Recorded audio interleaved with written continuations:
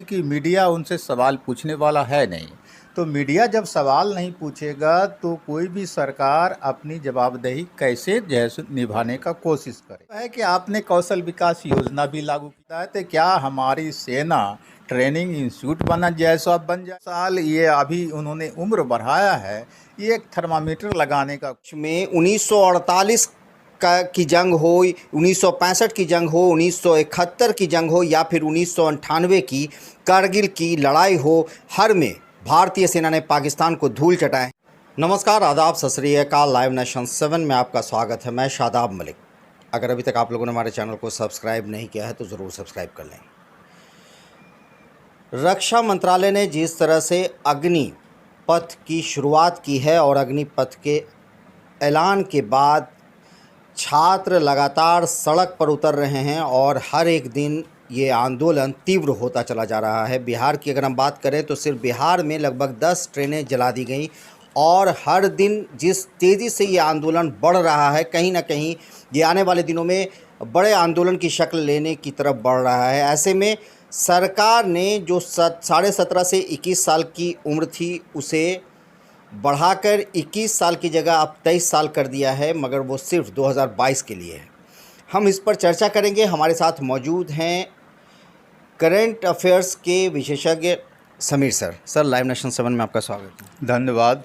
Sir, जिस तरह से अभी जो केंद्र की सरकार है, ये कोई भी जब ऐसा कोई कानून बनाती है या कोई ऐसी चीज़ें जब लागू करती है तो ऐसा प्रतीत होता है कि ये उस पर रिसर्च किए बिना कोई काम करती है। क्योंकि हम अगर कृषि आंदोलन को एक एग्जाम्पल के तौर पर देखें तो साल भर जब आंदोलन चल गया, सैकड़ों लोग, किसान जब मर गए, तब जाकर तीनों कृषि बिल वापस हो गया। ठीक वैसे ही अब जब अग्निपथ को लागू किया गया, तुरंत अमेंडमेंट किया गया। एक दो दिन के आंदोलन के बाद 2 साल उम्र बढ़ा दी गई, भले ही सिर्फ इस साल के लिए किया गया, लेकिन ये कहीं ना कहीं एक तरह से गलती एक्सेप्ट करने वाली बात है।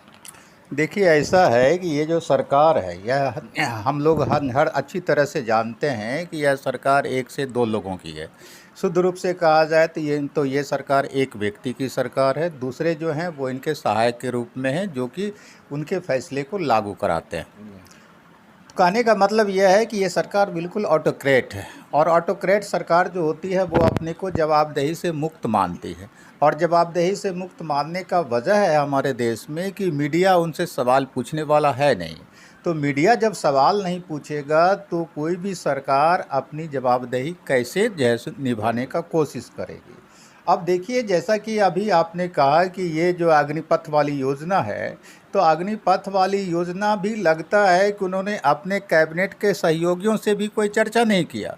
इसका पुख्ता उदाहरण है कि उन्हीं के कैबिनेट के एक सहयोगी सदस्य हैं जनरल वीके सिंह। उनसे बेहतर व्यक्ति और सर्वसुलभ व्यक्ति हमारे प्रधानमंत्री को कोई नहीं मिल सकता था।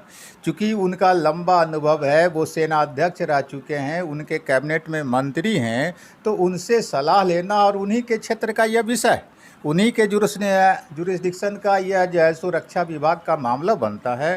तो कल आपने देखा होगा, कल या परसों, कि जनरल वीके सिंह से जब पत्रकारों ने पूछा कि ये अग्निपथ योजना जो है उसके बारे में आपका क्या कहना है, तो उन्होंने अनभिज्ञता व्यक्त करते हुए कहा कि हम तो इस योजना को बनाने में शामिल नहीं रहे हैं। अब देखना होगा कि यह पहली बार योजना आई है, इम्प्लीमेंट होगा तो क्या इसका रिजल्ट आता है। अब ये कितना दुखद और आश्चर्यजनक बात है कि कोई भी जो सरकार होती है, किसी भी मुद्दे पर जब कोई नीतिगत फैसला लेती है तो हम लोग पढ़ते और पढ़ाते हैं अपने बच्चों को कि भाई सरकार जब कोई नीतिगत फैसला लेती है, चाहे वह किसी भी विभाग से संबंधित हो, वह अपने कैबिनेट के बैठकों में उस पर डिस्कशन करके पारित कराती है। लेकिन एक कैबिनेट मंत्री, वह भी भूतपूर्व सेनाध्यक्ष, वह कह रहा है कि हमको पता नहीं है। तो पता नहीं, इसका मतलब है कि यह योजना भी, जैसे कृषि कानून हो, नोटबंदी हो या अन्य कोई योजना जो इन्होंने पहले लागू किया था, वह भी बिना अपने सहयोगियों से पूछे हुए इन्होंने ये लागू कर दिया। सरकार की तरफ से ये कहना है कि वो सैन्य अधिकारियों से 2 साल से इस पर रिसर्च कर रहे थे, बात कर रहे थे। तो सैन्य अधिकारी से अगर जो बात कर रहे थे तो ये उनके जो कैबिनेट मंत्री सेनाध्यक्ष हैं उनको कैसे नहीं इस बात का पता था। दूसरी बात है कि इतने जो भूतपूर्व सेनाध्यक्ष और अन्य सैन्य अधिकारी जो विरोध कर रहे हैं वो क्यों विरोध कर रहे हैं। अब देखिए लेफ्टिनेंट जनरल विनोद भाटिया विरोध में है, आपको सैन्य अधिकारी शंकर प्रसाद विरोध में है, उसी ढंग से सैन्य अधिकारी एस सोढ़ी विरोध में बोल रहे हैं, उसी ढंग से जो भाजपा सरकार के बिल्कुल ही जो है हाँ में हाँ मिनाले में उन्हीं की आवाज़ बोले, उन्हीं की आवाज़ बोलने वाले एक भूतपूर्व सैन्य अधिकारी बख्शी साहब हैं। वो बख्शी साहब भी इस योजना के विरोध में हैं। वो शायद कभी भी विरोध में नहीं बोलते हैं। संभव ही नहीं रहा। आज तक हम लोगों ने देखा है कि बख्शी साहब हर एक योजना और हर एक मुद्दे पर टीवी चैनल पर आकर के वर्तमान सरकार के पक्ष में बोलते रहे और जोरदार उन्होंने जैसो इस सरकार का बचाव किया, लेकिन वो भी इस योजना के विरोध में। खुद तो उन्हीं के पार्टी का एक MP जैसो वरुण गांधी विरोध में जो है। तो ये संभव नहीं लगता है, क्योंकि उनको अपने पक्ष में कुछ कहने के लिए नहीं लगता है, इसलिए वो अपना कह रहे हैं। पहले से हम डिस्कशन। तो सर, जिस तरह से आंदोलन 2 दिन चला और उसके बाद सरकार ने निर्णय लिया कि 2022 के लिए 2 साल उम्र में रिलैक्सेशन दिया गया, तो कहीं ना कहीं सरकार एक बैकफुट दिखा सरकार का। तो क्या लग रहा है कि आने वाले दिन में क्या सरकार इस तरह के एक्सपेरिमेंट करती है कि पहले कोई नियम बना के या कोई कानून सामने ला के रख देती है, आंदोलन का इंतज़ार करती है, और आंदोलन जब हिंसक होने लगता है तो फिर उसमें कोई अमेंडमेंट किया जाता है? देखिए, जैसा कि हम पहले कहा कि ये सरकार अपने को जवाबदेही से मुक्त मानती है, क्योंकि कोई सवाल करने वाला इनसे है नहीं, इसलिए बिना सोचे समझे किसी दिन सुबह में सो के उठते हैं और किसी दिन शाम में सोने से पहले आकर के किसी भी योजना की घोषणा कर देते हैं, बिना कोई किसी तबके से, किसी वर्ग से या अपने सहयोगियों से सलाह मशवरा लिए बिना। तो उनको लगता है कि कौन हमसे सवाल करेगा। तो इसके चलते ये जो इस आपको योजना लागू उन्होंने करने की उन्होंने घोषणा किया, नतीजा हुआ कि पूरा हिंसक आंदोलन हो गया है, तब जा कर के वो कुछ सुधार करने की बात करते हैं। तो सर, क्या लग रहा है, क्या लगता है, ये सुधार करने का भी उनका एक अपनी रणनीति है कि भाई कुछ एहसान जताने की मुद्रा में सुधार की बात कर दो कि 21 साल मैक्सिमम एज रखा था तो मात्र इसी साल के लिए 2 साल और बढ़ा देते हैं, 23 साल कर देते हैं। लेकिन इसका कोई फ़र्क नहीं पड़ा सर, आंदोलन पर कोई असर नहीं पड़ा और हर दिन आंदोलन तेज़ हो रहा है। देखिए, आंदोलन पर क्या असर पड़ेगा, ये 2 साल तो उन्हीं लड़के को ना कुछ फ़ायदा होगा कि जो कोरोना के चलते जिनका एज एक्सपायर्ड कर रहा था, तो कुछ लड़के को इससे फ़ायदा होगा। मास लेवल पर तो सभी लड़के को ये फ़ायदा होगा नहीं, क्योंकि सब दिन के लिए तो आप ये एज में छूट दे नहीं रहे हैं, तो इसलिए ये कहाँ से हो जाए। दूसरे सर, ये 4 वर्षीय योजना है कि 4 वर्ष के लिए आप सैनिक में, और उसमें हम आपको एक बात तो ये भी शायद आपने भी देखा होगा कि बिहार की उप मुख्यमंत्री रेणु देवी से जब ये सवाल पूछा गया तो उन्होंने बताया कि स्किल डेवलप होगा उनका, और स्किल डेवलप के बाद फिर वो कहीं भी नौकरी पा सकते हैं। तो स्किल डेवलपमेंट की क्या इंस्टीट्यूशन बनने जा रही है हमारी सेना? सबसे इसमें 2 सवाल बनता है। पहला तो है कि आपने कौशल विकास योजना भी लागू किया था और बहुत ज़ोर शोर से कहा था कि ये कौशल विकास योजना के अंतर्गत ट्रेंड जो युवा युवती होंगे उनको जो है कॉरपोरेट जगत में बहुत अच्छी नौकरी मिल जाएगी। तो आज उस कौशल विकास योजना का क्या हालत है और कितने लड़के ट्रेंड होकर के कॉरपोरेट जगत में नौकरी कर रहे हैं, कोई बताने वाला नहीं है। तो अब मतलब देश की सेवा कि अब सेना की बात आता है तो क्या हमारी सेना ट्रेनिंग इंस्टीट्यूट बना जैसा अब बन जाएगी? हाँ, ये ट्रेनिंग इंस्टीट्यूट तो हमारी सेना होती नहीं है। हमारी सेना तो है कि देश की सुरक्षा के लिए सेना को तैयार करके लॉन्ग लाइफ के लिए जो है उसको भर्ती करती है। अब ये 4 साल के लिए अगर हम उसको भर्ती करके बाहर छोड़ देते हैं तो जो लागत उसके ट्रेनिंग पर हुआ वो तो हमारा बर्बाद चला गया। अब उस लागत का फ़ायदा हो सकता है कि अंबानी उठा ले या अडानी उठा ले, वो हो सकता है कि वो बोला जा रहा है कि ये नौकरी नहीं दी जा रही है, ये स्किल डेवलपमेंट के लिए उनको रखा जा रहा है। और इसके लिए ये भी उन्होंने बताया कि ऐसा आपने कहीं सुना है, जो उनसे निजी चैनल के रिपोर्टर पूछ रहे थे कि जहां स्किल भी सिखाया जाए और पैसा भी दिया जाए। ये जो है इससे साफ जाहिर है कि भारत सरकार रोज़गार के मुद्दे पर बिल्कुल फ्लॉप हो चुकी है। उनके पास रोज़गार सृजन का तो सवाल छोड़ दीजिए, नया रोज़गार वो जो है सो बनाएंगे, बल्कि अब जो रोज़गार है उसमें भी वो लगातार कटौती कर रहे हैं और अपनी जिम्मेवारी से मुक्त हो रहे हैं। दूसरी बात है कि ये जो कहते हैं कि स्किल्ड हो जाएगा, तो सेना में जैसो दूसरे तरह की स्किलनेस की आवश्यकता पड़ती है, कॉरपोरेट जगत में दूसरे तरह की आवश्यकता पड़ती है। सेना में है कि जैसो देश की सुरक्षा के लिए मरने और मारने का वहाँ पर ट्रेनिंग होता है, और कॉरपोरेट जगत में उसकी तो कोई आवश्यकता नहीं है। तो कॉरपोरेट जगत उसको क्यों बहाल करेगा? और अब तक जो पहले से रिटायर्ड होते रहे हैं, क्या उसको कॉरपोरेट जगत बहाल करती रही है? सर, इसी बहुत में मैं नथिंग है। एक चीज़ और आपसे सवाल पूछना चाहूँगा कि सर, स्किल डेवलपमेंट की बात हो रही है, क्या हर इंसान, हर व्यक्ति को हथियार चलाने की ट्रेनिंग देना सही है अपने आप में? तो अगर सही है तब तो देना चाहिए, और अगर सही नहीं है तो फिर इस तरह का स्ट्रेटेजी बनाकर के नए युवाओं को ट्रेनिंग दिया जाएगा और हर युवा को फिर 75% को हटा दिया जाएगा, तो ट्रेंड युवा को हटा दिया जाएगा। देखिए, इसमें तो एक सबसे पहला उदाहरण हम अमेरिका का देंगे। अमेरिका में है कि आर्म्स रखने का हर एक व्यक्ति को अधिकार है, और उसका नतीजा आप क्या देखते हैं कि आए दिन अमेरिका में किसी भी संस्थान में कोई व्यक्ति हथियार लेके चला जाता है और सामूहिक नरसंहार कर देता हाल है। में भी बच्चे, अभी पूरे हाल स्कूल में भी मार जो है दिया एक गया। स्कूल में ये कांड हुआ है। ये तो एक उदाहरण हुआ वहाँ अमेरिका का। अब हमारे यहाँ की और परिस्थिति जैसो अजब है। हमारे यहाँ अभी हिंसा का माहौल बहुत ज़्यादा है। हमारा समाज अभी ज्वालामुखी के मुहाने पर खड़ा है। इस ढंग से हमारे यहाँ तरह तरह की असमानता पैदा हो चुकी है। एक तो आर्थिक असमानता, दूसरा सामाजिक असमानता पहले से है, और तीसरा सांप्रदायिक तनाव पैदा कर दिया गया है। तो आज तो ज्वालामुखी के मुहाने पर जो हमारा समाज बैठा हुआ है, ये 4 साल के बाद जो ये रिटायर्ड होकर के नौजवान आएगा, जब इसको कहीं नौकरी नहीं मिलेगा, तो क्या इस बात की संभावना नहीं हो सकती है कि वो किसी सांप्रदायिक तत्व का शिकार हो जाए, वो उसके संगठन का औजार बन जाए, या किसी निजी जातीय सेना का हिस्सा बन जाए, या फिर वो नक्सल बन जाए, या फिर जो है पाकिस्तान या किसी भी तरह चाइना गलत का रास्ते एजेंट पर बन चला जाए। जाए। तो ये मैक्सिमम संभावना, चूँकि 21 साल की एज में, 21 से 24 साल की एज में वो रिटायर होकर के आएगा, तो उस समय वो पंजाय पूरी जवानी में होगा और मैच्योर्ड समझ नहीं होगी, तो जाहिर सी बात है कि बेरोजगारी की दशा में वह किसी भी गलत रास्ते पर जा सर, सकता है। एक सवाल इससे मैं एक और पूछना चाहूँगा कि जिस तरह से भारतीय सेना में अभी कहा जा रहा है कि 25% को रखा जाएगा और 75% को, अग्निवीर तो सब होंगे मगर 75% अग्निवीर को हटा दिया जाएगा और बाकी को रखा जाएगा ये कह के कि वो उनसे ज़्यादा कम्पिटेंट हैं। देखिए, ये जो है, हाँ, अपना भारतीय सेना की एक बहुत बड़ी विशेषता है कि भारतीय सेना बिल्कुल धर्मनिरपेक्ष है। भारतीय सेना में भाईचारा की भावना ज़बरदस्त है।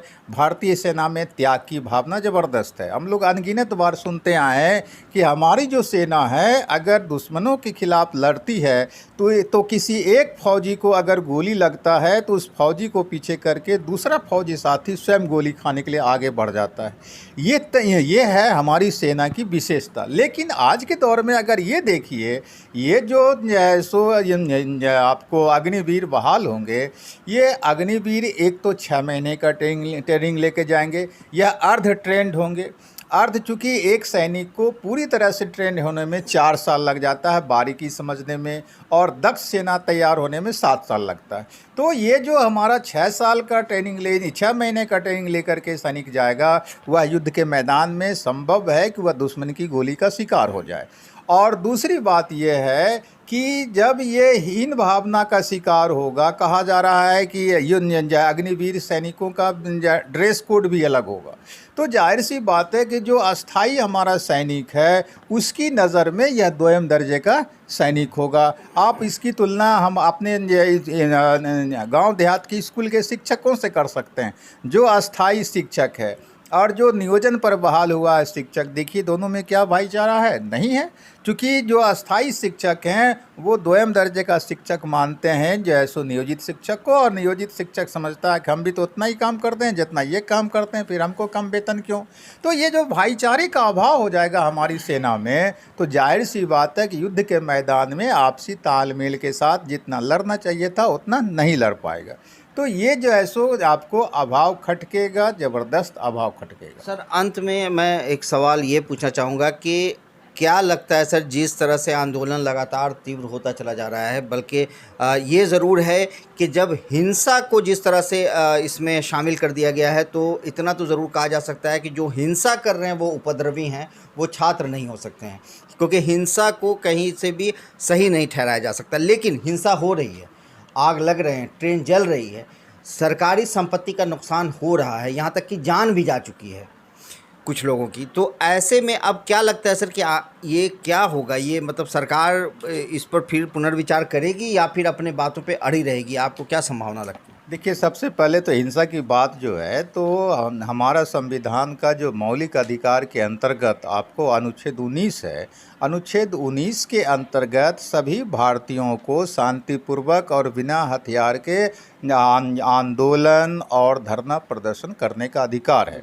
तो हिंसा पर आधारित आंदोलन का न तो हमारा संविधान समर्थन करता है और न कोई सब समाज इसको सही कह सकता है। लेकिन दिक्कत क्या है कि ये जो आंदोलनकारी छात्र हैं, ये टीनेजर हैं, 17 साल से 21 साल वाले ये सारे टीनेजर हैं। इनकी एक तो समझ परिपक्व नहीं है, दूसरी बात है कि ये बिल्कुल अराजनैतिक युवा हैं, ये किसी भी राजनीतिक संगठन से जुड़े हुए नहीं हैं, इनका कोई नेता भी नहीं है, कोई इनका नेता नहीं है, तो राजनीतिक विचारधारा इनके पास नहीं है, कोई नेता नहीं है जो इनको कोई गाइड कर सकता है। नतीजा है कि ये सारे नौजवान गुस्से में आकर के हिंसक रास्ते का सहारा ले रहे हैं, जिसको कि सही नहीं कहा जा सकता।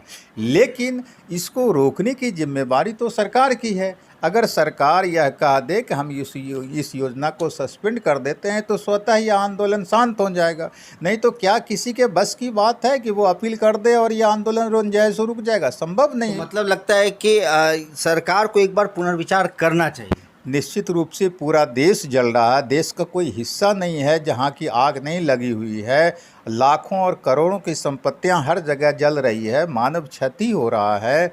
तो उस अवस्था में तो देश हित में होगा कि इस योजना को वापस ले लिया जाए। लेकिन डर इस बात का है कि इस सरकार को सलाह कौन दे सकता है? जब एक व्यक्ति की सरकार है, 2 व्यक्ति की सरकार है, तो इनका तो अपना मंत्री भी डर से इनके सामने मुंह नहीं खोल सकता है। तो अब ये बात जब तक वो समझेंगे तब तक कहीं देर ना हो जाए, क्योंकि इसलिए कि हिंसक जो आंदोलन है वो लगातार उसका विस्तार होता जा रहा है। लेकिन हमको लगता है कि जो 2 साल ये अभी उन्होंने उम्र बढ़ाया है, ये एक थर्मामीटर लगाने का कोशिश है कि देखते हैं 2 साल उम्र बढ़ा करके आंदोलन पर इसका क्या कोई असर पड़ता है या नहीं पड़ता है। अगर मान लीजिए आंदोलन इसके चलते धीमा पड़ गया, तब तो ये वापस नहीं लेंगे योजना को। लेकिन अगर आंदोलन और तेज़ से तेज़ होता जाएगा, तो अंततः आज या कल इनको वापस लेना पड़ेगा। और अगर वापस नहीं लेंगे, तब ये खुद हिंसक हो जाएंगे। मतलब क्या है? राज सत्ता मतलब पुलिस के माध्यम से इस आंदोलन का ये दमन करेंगे। तो दमन करेंगे तो इनको दूरगामी हानि होगा, क्योंकि चुनाव के दौरान यही युवा इनको सबक सिखाने की कोशिश कर देगा। हालांकि जो अभी युवा आंदोलन में है वो इन्हीं के कोर वोटर हैं। जो भी आंदोलनकारी युवा हैं वो इनके कोर वोटर हैं, और इनकी राजनीति के ये विरोधी नहीं है, बल्कि इनकी इस पॉलिसी के मात्र विरोधी हैं। तो इसलिए हमको लगता है कि अपने कोर वोटर को वर्तमान सरकार नाराज़ करने का कोशिश नहीं करेगी। लेकिन अगर अहंकार में आंजैस रही, तो हो सकता है पुलिस दमन के द्वारा इस आंदोलन का जो है सो अंत कर दे। चूँकि कोई ये संगठन नहीं है, कोई आंदोलन नहीं है, किसान आंदोलन की तरह तो तपे तपाए नेता है नहीं यहाँ पर। तो इसलिए जो है कुछ भी हो सकता है, आंदोलन का दमन भी हो सकता है, या सरकार जो है सो योजना को वापस भी ले सकती है। बहुत बहुत धन्यवाद सर। धन्यवाद। तो इस तरह से जो अग्निपथ योजना सरकार ने लागू की है, इसके तहत आपको बता दें कि 4 साल के लिए सैनिकों की नियुक्ति होगी, और 4 साल में अलग अलग साल, पहले साल 30,000, दूसरे साल 33,000 और चौथे साल 40,000 रुपये की सैलरी मिलेगी। और उसके बाद जो 75% अग्निवीर कहलाएंगे वो रिटायर कर जाएंगे, और बाकी 25% को दक्ष बोलकर, ज़्यादा ट्रेंड बोलकर उन्हें रखा जाएगा। ये इस के तहत किया जाएगा। और जो सबसे बड़ा सवाल है कि क्या ऐसी ज़रूरत थी कि इस तरह की पॉलिसी बनाई जाए, क्योंकि देश में 1948 की जंग हो, 1965 की जंग हो, 1971 की जंग हो, या फिर 1998 की कारगिल की लड़ाई हो, हर में भारतीय सेना ने पाकिस्तान को धूल चटाए हैं। ऐसे में हमारी सेना पर किसी भी तरह से उंगली उठाना कहीं से भी सही नहीं है और अभी शायद वो समय नहीं था जब इस तरह का कोई प्रयोग किया जाए, क्योंकि अभी बेरोज़गारी अपने चरम पर है और युवा बेरोज़गारी की दंश पहले से ही झेल रहा है। ऐसे में एक बार फिर जहां उन्हें उम्मीद थी कि वो सैनिक बनेंगे, सेना में बहाल होंगे, उन्हें कॉन्ट्रैक्चुअल जॉब का ऑफ़र दिया गया और वो भी ऐसा कॉन्ट्रैक्चुअल जिसमें 4 साल के बाद एक 21 और 25 साल का युवा रिटायरमेंट का तमगा लेकर अपने घर वापस जाएगा। क्या उसे वो सम्मान मिलेगा जो एक सैनिक को मिलती है? ये सारा सवाल अपनी जगह है। अब देखना है कि सरकार क्या इसकी एक बार फिर समीक्षा करती है या फिर आंदोलन इसी तरह चलता रहता है, क्योंकि हिंसा कहीं से भी सही नहीं ठहराया जा सकता। मगर ये उग्र जो युवा हैं, इनके पीछे कहीं ना कहीं एक दर्द है। इस दर्द को सरकार को समझना होगा और सरकार इसे अगर नहीं समझेगी तो ये एक भयावह रूप ले सकता है। बहरहाल इस तरह की खबरों के लिए आप बने रहे हमारे साथ, देखते रहे हमारा वीडियो। अगर अभी तक आप लोगों ने हमारे चैनल को सब्सक्राइब नहीं किया तो ज़रूर कर लें, साथ ही साथ ट्विटर हैंडल पर मैं फॉलो ज़रूर करें। धन्यवाद।